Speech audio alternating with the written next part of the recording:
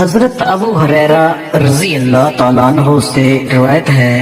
کہ رسول اللہ صلی اللہ علیہ وآلہ وسلم نے فرمایا 3 دن کے بعد بھی روٹھے رہنا جائز نہیں۔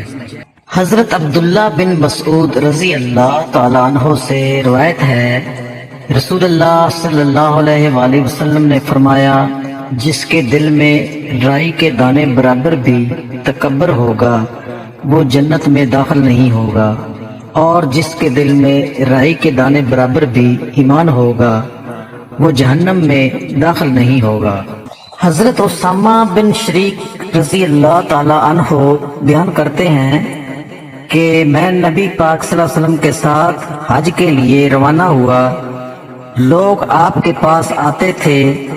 تو جس نے کہا اے اللہ کے رسول میں نے طواف سے پہلے صحیح کر لی یا کوئی کام کر لیا ہے یا کوئی مؤخر کر دیا ہے، تو آپ فرماتے تھے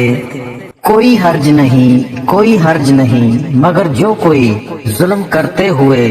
کسی مسلمان کی عزت کو کاٹے، غیبت کرے یا طعن و تشنیع وغیرہ تو وہ حرج میں پڑا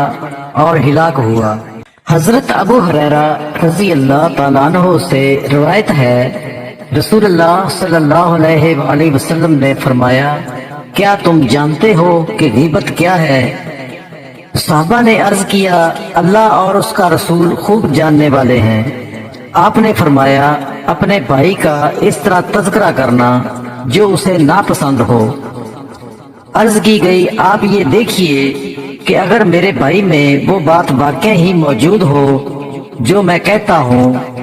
تو آپ نے فرمایا جو کچھ تم کہتے ہو اگر اس میں موجود ہے تو تم اس کی غیبت کی، اگر اس میں وہ عیب موجود نہیں تو تم نے اس پر بہتان لگایا۔